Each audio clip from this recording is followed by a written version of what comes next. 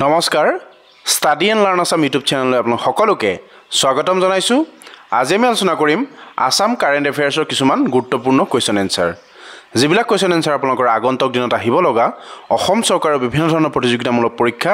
বিশেষকৈ অসম আৰক্ষী উপপৰিদৰ্শক, আছাম পুলিচৰ ABUB লগতে ADRE 2.0ত বিশেষভাৱে সহায় হ'ব। আপোনালোকে প্ৰথমৰ পৰা শেষলৈকে ভিডিঅ'টো চাব আৰু স্কিপ নকৰিব। স্কিপ কৰিলে আপোনালোকৰ গুৰুত্বপূৰ্ণ কুৱেশ্যন এনচাৰ ৰৈ যোৱাৰ সম্ভাৱনা থাকিব পাৰে। আছাম কাৰেণ্ট এফেয়াৰ্ছৰ ওপৰত আমি প্ৰস্তুত কৰা এইটো 3 নম্বৰটো পাৰ্ট হ'ব। আপোনালোকে যদি আগৰ পাৰ্টকেইটা চোৱা নাই, প্লেলিষ্টত গৈ আপোনালোকে আগৰ পাৰ্টকেইটা চাব পাৰিব। তেন্তে পলম নকৰি আজি আমাৰ ভিডিঅ'টো আৰম্ভ কৰোঁ আহক। আজি আমাৰ ফাৰ্ষ্ট কুৱেশ্যন চাম। ইয়াতে দিয়া হৈছে কি, which manuscript printing from Assam recently receive the geographical indication tag, যাক আমি GI টেগ বুলি কওঁ। অসমৰ কোনখন পাণ্ডুলিপি চিত্ৰই শেহতীয়াকৈ ভৌগোলিক সূচক লাভ কৰিবলৈ সক্ষম হৈছে? এটা 4টা অপশ্যন দিয়া হৈছে। এই 4টা অপশ্যনৰ ভিতৰত শুদ্ধ এনচাৰটো হ'ব অপশ্যন ডি, মাজুলী মাছ পেইণ্টিং। মাজুলীৰ মুখাশিল্পই শেহতীয়াকৈ ভৌগোলিক সূচক অৰ্থাৎ GI টেগ লাভ কৰিবলৈ সক্ষম হৈছে। তাৰপিছত চাম আমি নেক্সট কুৱেশ্যন কি দিয়া হৈছে, which district in Assam will host a new semiconductor unit by Tata semiconductor assembly and test private limited. অসমৰ কোনখন জিলাত Tata semiconductor assembly and test private লিমিটেডে এক নতুন অৰ্ধপৰিবাহী ইউনিট আয়োজন কৰিব? আপোনালোকে কুৱেশ্যনটো খুব মন দি চাব আৰু এই কুৱেশ্যনটোৰ শুদ্ধ এনচাৰটো হ'ব অপশ্যন চি, মৰিগাঁও। তাৰপিছত চাম আমি কি দিয়া হৈছে। ইয়াতে এখন অসম চৰকাৰৰ অভিলাষী আঁচনিৰ বিষয়ে দিয়া হৈছে। আপোনালোকে চাই ল'ব, which scheme has been launched by Assam government to promote girl education and in child marriage. কন্যা শিক্ষাৰ প্ৰসাৰ আৰু বাল্য বিবাহ অন্ত পেলাবলৈ অসম চৰকাৰে কোনখন আঁচনি আৰম্ভ কৰিছে? ইয়াতে 4খন অভিলাষী আঁচনিৰ বিষয়ে দিয়া হৈছে আৰু আপোনালোকে 4খন আঁচনিৰ ভিতৰত চিলেক্ট কৰিব লাগে যে কোনখন আঁচনি কন্যা শিক্ষাৰ প্ৰসাৰ লগতে বাল্য বিবাহ অন্ত পেলাবলৈ অসম চৰকাৰে প্ৰণয়ন কৰিছে। আৰু এই কুৱেশ্যনটোৰ শুদ্ধ এনচাৰটো হ'ব অপশ্যন বি, মুখ্যমন্ত্ৰী নিযুত মইনা আঁচনি। মুখ্যমন্ত্ৰী নিযুত মইনা আঁচনিৰ জৰিয়তে কন্যা শিক্ষাৰ প্ৰসাৰ লগতে বাল্য বিবাহ অন্ত পেলাবলৈ অসম চৰকাৰে এক প্ৰচেষ্টা আৰম্ভ কৰিছে।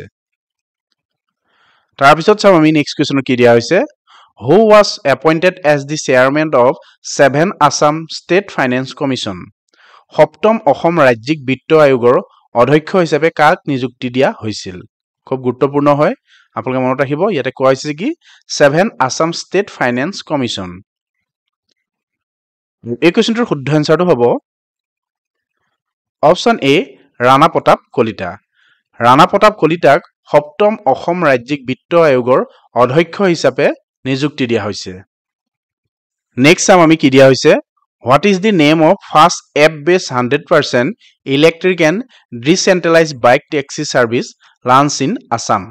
অসমত আৰম্ভ হোৱা প্ৰথম এপ ভিত্তিক 100% বৈদ্যুতিক আৰু ব্ৰিকেণ্ডীকৃত বাইক টেক্সি সেৱাৰ নাম কি? আপোনালোকে কুৱেশ্যনটো খুব মন দি চাব আৰু এই কুৱেশ্যনটোৰ শুদ্ধ এনচাৰটো হ'ব অপশ্যন বি, বায়ো। অসমত আৰম্ভ হোৱা প্ৰথম এপ ভিত্তিক 100% বৈদ্যুতিক আৰু ব্ৰিকেণ্ডীকৃত বাইক টেক্সি সেৱাৰ নাম হৈছে বায়ো। তাৰপিছত চাম আমি, who was awarded the highest civilian award of Russia, the Order of Saint Andrew the Apostle in July 2024। কুৱেশ্যনত কি কৈছে আমি ভালদৰে চাই ল'ম। 2024 চনৰ জুলাই মাহত ৰাছিয়াৰ সৰ্বোচ্চ অসামৰিক বঁটা order of the Saint apostle সন্মান কোনে লাভ কৰিছিল? খুব গুৰুত্বপূৰ্ণ হয়, আপোনালোকে ভালকৈ মনোযোগ দি চাব। ৰাছিয়াৰ হায়েষ্ট চিভিলিয়ান এৱাৰ্ড অৰ্থাৎ যাক আমি অসামৰিক বঁটা বুলি কওঁ, সেইটো হৈছে ছেইণ্ট এনৰি দি এপষ্টল। আৰু এই বঁটাটো 2024 চনত লাভ কৰিবলৈ সক্ষম হৈছে কোনে? আমাক কুৱেশ্যনত তাকে সুধিছে। আৰু এই কুৱেশ্যনটোৰ শুদ্ধ এনচাৰটো হ'ব অপশ্যন এ, নৰেন্দ্ৰ মোদী। আমাৰ ভাৰতৰ প্ৰধানমন্ত্ৰী নৰেন্দ্ৰ মোদীয়ে 2024 চনৰ জুলাই মাহত ৰাছিয়াৰ সৰ্বোচ্চ অসামৰিক বঁটা ছেইণ্ট এনৰি দি এপষ্টল বঁটাটো লাভ কৰিবলৈ সক্ষম হৈছে। নেক্সট চাম আমি কি দিয়া হৈছে, হু অন দি সাহিত্য একাডেমী যুৱ পুৰস্কাৰ 2024 ফৰ দি শ্বৰ্ট ষ্টৰী জালকটা জুই। জালকটা জুই চুটি গল্পৰ বাবে কোনে লাভ কৰিবলৈ সক্ষম হৈছিল? সাহিত্য একাডেমী যুৱ পুৰস্কাৰ বঁটা 2024 খুব গুৰুত্বপূৰ্ণ হয় ইয়াত আমাৰ স্পেলিং মিষ্টেক হৈছে আপোনালোকে এই বস্তুটো ইগনোৰ কৰিব আৰু এই কোৱেশ্চনটোৰ শুদ্ধ এনসাৰটো হ'ব অপচন এ নয়নজ্যোতি শৰ্মা সাহিত্য একাডেমী বঁটা খুব গুৰুত্বপূৰ্ণ হয় আমাৰ অসম চৰকাৰৰ প্ৰতিযোগিতামূলক পৰীক্ষাৰ বাবে আৰু কোৱেশ্চনটো আপোনালোকে ভালদৰে মনোযোগ দি চাব ইয়াতে কোৱা হৈছে কি 2024 চনৰ সাহিত্য একাডেমী যুৱ পুৰস্কাৰ বঁটা লাভ কৰিবলৈ সক্ষম হৈছে নয়নজ্যোতি শৰ্মাই তেখেতৰ চুটি গল্প জাল কটা জুইৰ বাবে গোটেইকেইটা পইণ্ট আপোনালোকে মনত ৰাখিব তাৰপিছত চাম আমি কি দিয়া হৈছে who was conferred the Bishnu Prasad Rabha award 2024 in Assam ইয়াতে কি সোধা হৈছে বিষ্ণুপ্ৰসাদ ৰাভা বঁটাৰ কথা সোধা হৈছে খুব গুৰুত্বপূৰ্ণ হয় আৰু অসমৰ 2024 চনৰ বিষ্ণুপ্ৰসাদ ৰাভা বঁটা লাভ কৰিবলৈ সক্ষম হৈছে অপচন এ ধৰ্মেশ্বৰ নাথেন দুৰ্লভ ভট্টাচাৰ্য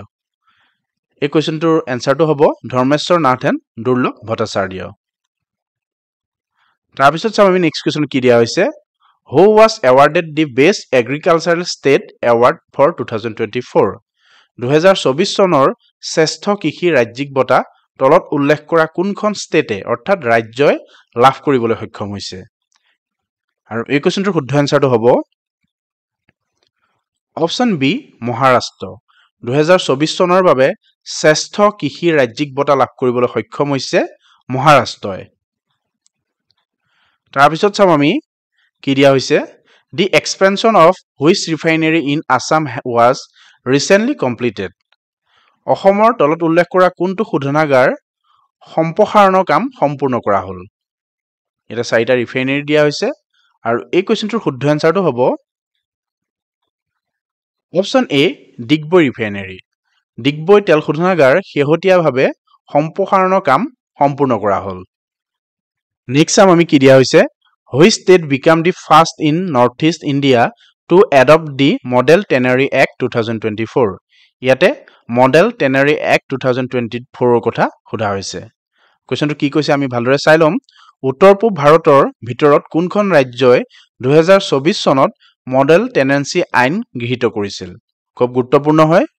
আৰু এই কোৱেশ্চনটোৰ শুদ্ধ এনসাৰটো হ'ব অপচন এ আসাম উত্তৰ পূব ভাৰতৰ ভিতৰত অৰ্থাৎ নৰ্থ ইষ্টৰ ষ্টেটসমূহৰ ভিতৰত অসমে পোনপ্ৰথমে 2024 চনত মডেল টেনেন্সি আইন গৃহীত কৰিছিল তাৰপিছত চাম আমি কি দিয়া হৈছে which artist was awarded the Azan Pir award 2023 by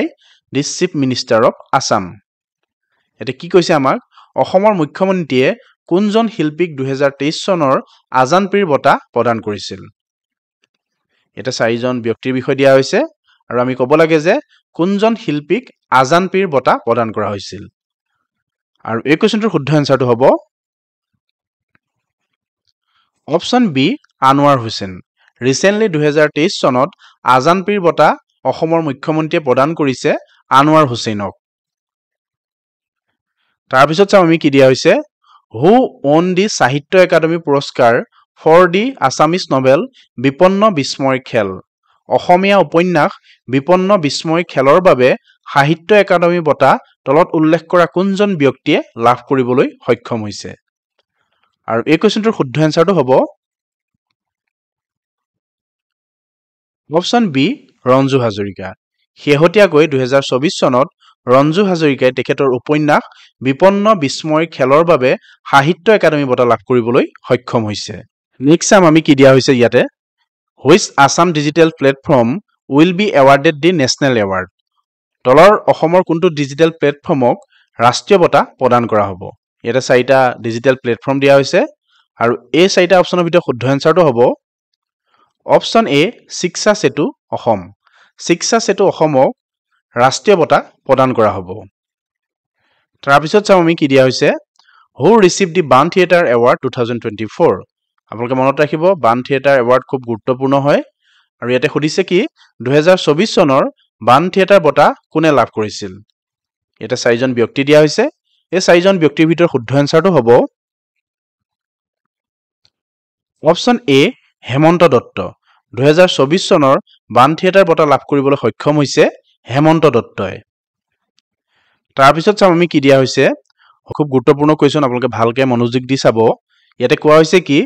Which state has Assam partnered with to develop AI tools for detecting and classifying large cardamom disease?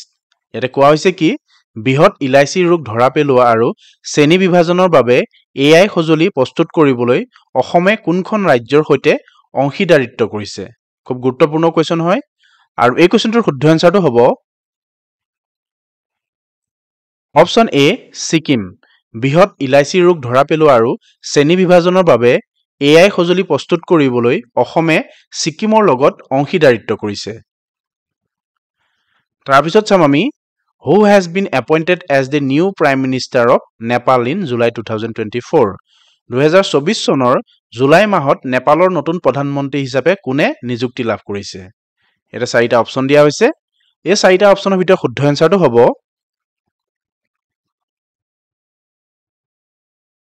Option B কেপি Sharma Oli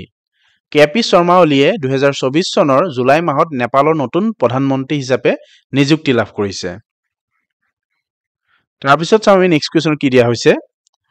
Which city is the first in India to adopt an eco-friendly state headquarters? ভাৰতৰ ভিতৰত কোনখন চহৰে প্ৰথমে পৰিৱেশ অনুকূল ৰাজ্যিক মুখ্য কাৰ্যালয় গ্ৰহণ কৰিছে খুব গুৰুত্বপূৰ্ণ হয় আমাৰ অসমৰ বাবে আৰু এই কোৱেশ্চনটোৰ শুদ্ধ এনসাৰটো হ'ব অপচন এ গুৱাহাটী আসাম নেক্সট চাম আমি Who is the new head coach of Indian's men's cricket team appointed in July 2024? 2024 চনৰ জুলাই মাহত নিযুক্তি পোৱা ভাৰতীয় পুৰুষ ক্ৰিকেট দলৰ নতুন মুখ্য প্ৰশিক্ষকজনৰ নাম কি আপোনালোকে হয়তো সকলোৱে জানে এই কোৱেশ্চনটোৰ শুদ্ধ এনসাৰটো হ'ব অপচন ডি গৌতম গম্ভীৰ 2024 চনৰ জুলাই মাহত নিযুক্তি পোৱা ভাৰতীয় পুৰুষ ক্ৰিকেট দলৰ নতুন মুখ্য প্ৰশিক্ষকজনৰ নাম হৈছে গৌতম গম্ভীৰ তাৰপিছত চাম আমি Which group was announced as the principal sponsor for the Indian team at the Paris Olympic 2024 আপোনালোকে খুব মন দি চাব কোৱেশ্চনটো ইয়াতে সোধা হৈছে কি 2024 চনৰ পেৰিছ অলিম্পিকত ভাৰতীয় দলৰ প্ৰধান পৃষ্ঠপোষক হিচাপে তলত উল্লেখ কৰা কোনটো গ্ৰুপক ঘোষণা কৰা হৈছিল খুব গুৰুত্বপূৰ্ণ হয় আৰু এই কোৱেশ্চনটোৰ শুদ্ধ এনসাৰটো হ'ব অপচন সি আদানী গ্ৰুপ 2024 চনৰ পেৰিছ অলিম্পিকত ভাৰতীয় দলৰ প্ৰধান পৃষ্ঠপোষক হিচাপে আদানী গ্ৰুপক ঘোষণা কৰা হৈছিল তাৰপিছত চাম আমি Who was the flag bearer for Indian in the opening ceremony of Paris Olympic 2024 2024 চনৰ পেৰিছ অলিম্পিকৰ উদ্বোধনী অনুষ্ঠানত ভাৰতৰ পতাকাধাৰী কোন আছিল খুব গুৰুত্বপূৰ্ণ হয় আৰু এই কোৱেশ্চনটোৰ শুদ্ধ এনসাৰটো হ'ব ইয়াতে এটা নাম থাকি গৈছে হেতু মই কৈ দিছো এই কোৱেশ্চনটোৰ শুদ্ধ এনসাৰটো হ'ব option B PV Sindhu and Sharath Kamal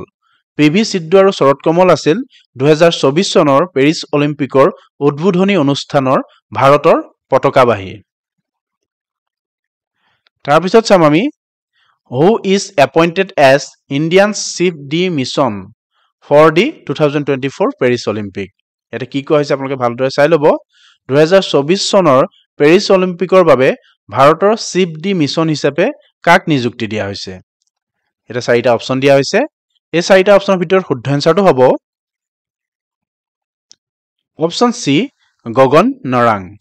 2024 চনৰ পেৰিছ অলিম্পিকৰ বাবে ভাৰতৰ চিফ ডি মিছন হিচাপে নিযুক্তি দিয়া হৈছে